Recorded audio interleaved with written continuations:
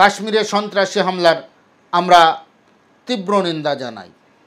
এটা কোনো মুসলমানের পথ ও মত এটা হতে পারে না, কুরআন হাদিস এটা নির্দেশ করে না।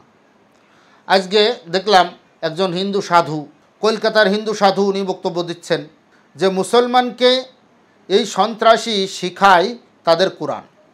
তোমরা কোরআন পড়ে দেখো, প্রত্যেকটা হিন্দুর উচিত কোরআন পড়ে দেখা, যে বিধর্মীকে হত্যা করা সওয়াবের কাজ, এই বিধর্মীকে হত্যা করলে সওয়াব হয়। তারা এই কোরআনের নির্দেশ মানে এবং এই কোরআনের নির্দেশ মতোই চলে, এর জন্য তারা বিধর্মীকে দেখতে পারে না, বিধর্মীদেরকে হত্যা করে। সাধু, তোমাকে অনুরোধ করে বলতেছি, তুমি কোরআনের এক লাইন পড়ছো, এক লাইন পড়ো নাই। এক স্যার কবিতা লিখে আনতে বলছে ছাত্রদেরকে, ছাত্ররা কালকে সবাই একটা কবিতা লিখে আনবা, এক একটা কবিতা, তোমাদের কালকে কবিতার পরীক্ষা হবে। তো ছাত্ররা পরের দিন যথানিয়মে স্কুলে যাওয়ার আগে কবিতা লিখে নিয়ে গেছে, যার যার কবিতা লুকিয়ে রাখছে, যে কেউ কারো কবিতা কেউ কাউকে দেখাবা না, তাহলে একজন আরেকজনের তা নকল হয়ে। তখন স্যার ক্লাসে গিয়ে বলতেছে, কে কি কবিতা আনছো এখন পড়ে শোনানোর পালা। তো এক ছাত্রকে দাঁড় করাইছে, এই তুমি দাঁড়াও, যে এই তুমি দাঁড়াও, তোমার কবিতাটা শোনাও। তখন ছাত্র বলতেছে, স্যার কবিতা আমি পড়তে পারি, কবিতা শোনাইতে পারি, তো আমার সম্পূর্ণ কবিতা না হওয়ার আগ পর্যন্ত আপনি কথা বলবেন না। তো বলে যে ঠিক আছে, তুমি তোমার কবিতা বলো। তো ছাত্র প্রথম লাইন শুরু করছে, খাতা ধরে কবিতা পড়তেছে, বলতেছে চোখের জল উঠিল কপালে। তো স্যার এক ধমক দে, ছাত বেটা, চোখের জল কিভাবে কপালে ওঠে? কয় স্যার আমি আগেই তো বলছিলাম যে পুরোপুরি কবিতা না শুনে, অর্ধেক শুনে কথা বলা যাবে না। তো স্যার বলতেছে ঠিক আছে বল, তোর আর অর্ধেক কী কবিতা? তখন দ্বিতীয় লাইন বলতেছে, পা দুটি বাঁধা ছিল গাছেরই ডালে। তখন সবাই মিলে হেসে দিয়েছে যে আসলে তো কবিতা ঠিকই আছে, পা যদি গাছের ডালে বাঁধা থাকে আর যদি কষ্টের কারণে সে কান্নাকাটি করে, তো অবশ্যই অবশ্যই তার চোখের জল তো কপালে উঠবে। কিন্তু আসলে তো স্বাভাবিক যদি কেউ ক্রন্দন করে দাঁড়িয়ে বা বসে, তার বা শুয়েও তো জীবনেও কপালে ওঠা সম্ভব না। এর জন্য যেহেতু কপালে ওঠা সম্ভব হবে না, এর জন্য স্যার ধমক দিয়েছে যে কিভাবে কপালে ওঠে চোখের জল। তো আমি ওই সাধুর কাছে অনুরোধ করব, আপনি কোরআনের হয়তো একটা আয়াত পড়েছেন বা দুইটা আয়াত। কাফের মুশরিকদেরকে যে হত্যা করার কথা বলা হয়েছে, এটা জিহাদের ময়দানে। আপনি যে বাংলাদেশের ভিতরে দেখেন হাজার হাজার লক্ষ লক্ষ হিন্দু ঘুরে বেড়াচ্ছে, আমরা তো এদেরকে কখনো হত্যা করি না, বা এদেরকে পথে তো কখনো এদেরকে পিটাই মারি না, বা এদেরকে অন্য দোহাই দিয়ে যে তোর কাছে শুকরের গোস্ত আছে, এই শুকরের গোস্তের দোহাই দিয়ে তাকে তো মারি না। বাংলাদেশে সরাসরি শুকর জবাই হয়, শুকর বিক্রি হয়, শুকরের মাংস মানুষেরা খায়, হিন্দুরা বিভিন্ন সম্প্রদায়েরা খায়, আমরা তাদেরকে পিটিয়ে হত্যা করে না। বরঞ্চ আপনাদের ধর্ম আপনাদেরকে শেখায়, আপনাদের আরএসএস রাষ্ট্রীয় সেবা সংঘ যেটাকে বলেন, আরে ওটা তো রাষ্ট্রীয় সেবা সংঘ না। আপনারা মানুষকে গরুর গোস্ত নাই, তারপরেও গরুর গোস্ত আছে, এটা দোহাই দিয়ে আপনারা মুসলমানকে জনসম্মুখে পিটিয়ে মারেন।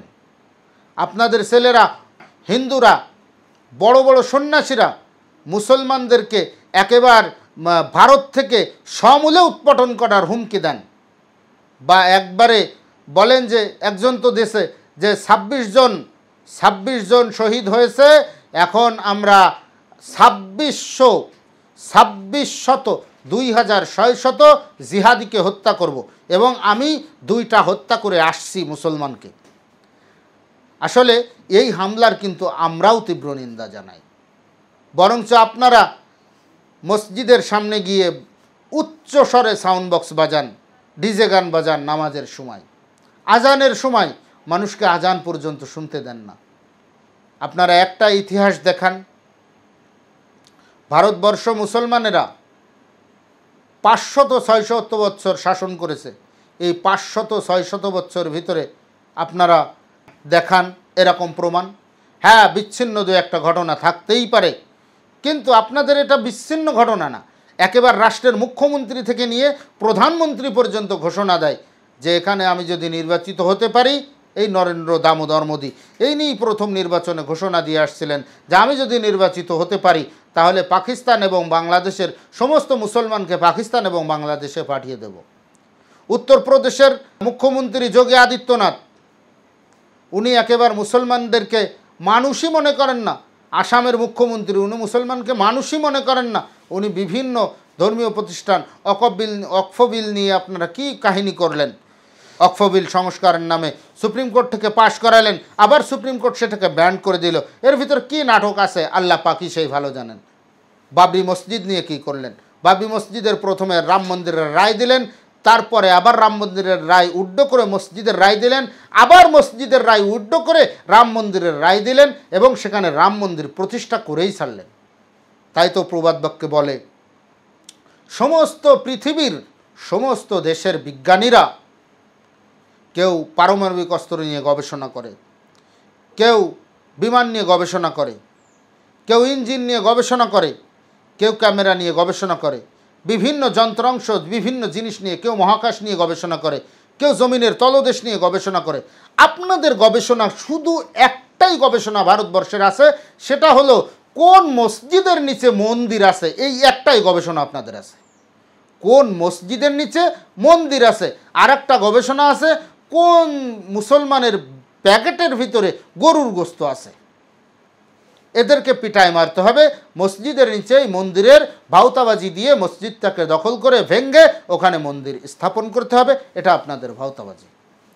কাশ্মীরে হামলার বা আগেও পুলওয়ামার হামলায় আমরা এ সমস্ত হামলার নিন্দা জানাই, এবং যে সমস্ত অতি উৎসাহী মুসলমানেরা, বা এটা মুসলমানেরা করতেছে কি অন্যরা করতেছে, দেশের ভিতরেও তো অনেক সময় ষড়যন্ত্র হয়, দাঙ্গা লাগানোর জন্য একটা ষড়যন্ত্র হয়, রাজনৈতিক পলিটিক্সের বলি হয়, অনেক সময় রাজনৈতিক স্বার্থ হাসিল করার জন্য অনেক সময় রাজনৈতিক দলেরাও এই সমস্ত ঘটনা নিজেদের ভিতরে ঘটে যায়। এগুলো আমরা মুভিতে দেখতে পারি, বিভিন্ন মুভির ভিতরে আমরা দেখি যে রাজনৈতিক স্বার্থ সিদ্ধি হাসিল করার জন্য বা রাজনৈতিক স্বার্থ হাসিল করার জন্য অনেক সময় এ সমস্ত কাজগুলো ঘটায়। এমনও তো হতে পারে যে এই হামলার জন্য মুসলমান দায়ী নয়, এমনও তো হতে পারে এই হামলার জন্য পাকিস্তান দায়ী নয়, কিন্তু ঢালাও একচেটিয়াভাবে পাকিস্তানকে দায়ী করতেছে, মুসলমানকে দায়ী করতেছে, মুসলমানকে চোখের সামনে দেখতে পারতেছে না। কিন্তু এটা আপনাদের মিডিয়া কখনো প্রচার করতেছে না যে ওখানে দুইজন মুসলমানও কিন্তু শাহাদাত বরণ করেছে। এই পর্যটকদেরকে বাঁচানোর জন্য শাহাদাত বরণ করেছে, এই পর্যটকদেরকে হেফাজত করার জন্য তারা শাহাদাত বরণ করেছে, দুইজনকে গুলি করে মেরেছে। এই দুইজন কিন্তু মুসলমান, আরও মানুষ অনেক হতাহত হয়েছে। ওই কাশ্মীরের মুসলমানেরা যদি ওই হামলার সময় এগিয়ে না আসতেন তাদের বাড়ি থেকে প্রতিবাদী হয়ে, তাহলে ওখানে 26 না, ওখানে 2600 জনকে ওরা মেরে যেত। কারণ এক কাশ্মীরের ভিতরে 5.5 লক্ষ সেনা মোতায়েন করেছেন, তারপরেও মাত্র 10-15 মিনিটের দূরত্ব, সেখানে সেনাবাহিনীর লোক রয়েছে, সেনা জওয়ানরা রয়েছে, অথচ সেখান থেকে আসলো 1.5 ঘন্টা পরে। এর উদ্দেশ্যটা কি, এর রহস্যটা কি? সেখান থেকে আসলো 1.5 ঘন্টা পরে, সেনাবাহিনী রয়েছে 10-15 মিনিটের রাস্তা দূরে, সেখান থেকে আসলো মোটে 1.5 ঘন্টা পর। এরপরে ইন্ডিয়ার র কিন্তু আগের থেকেই নিউজ দিয়েছে যে কাশ্মীরে হয়তো সন্ত্রাসী হামলা হতে পারে। তো এত জায়গার সন্ত্রাসী হামলা বা প্রোটোকল দেওয়ার জন্য এত সেনাবাহিনী সেখানে মোতায়েন করেছেন যে কাশ্মীরের ভিতরে যেন কোনো সহিংসতা না হয়। তো আপনারা এই সহিংসতাটা বন্ধ করার জন্য এখানে প্রোটোকল কোথায় ছিল? এখানে তো প্রোটোকল ছিল না।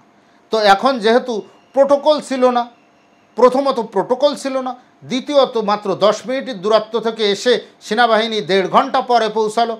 তো এই কিছু কিছু কারণ দেখে তো এখন বলতেই হয় যে এটা আপনারা নিজেরাই ঘটিয়েছেন মুসলমান হিন্দুর ভিতরে দাঙ্গা বাঁধানোর জন্য।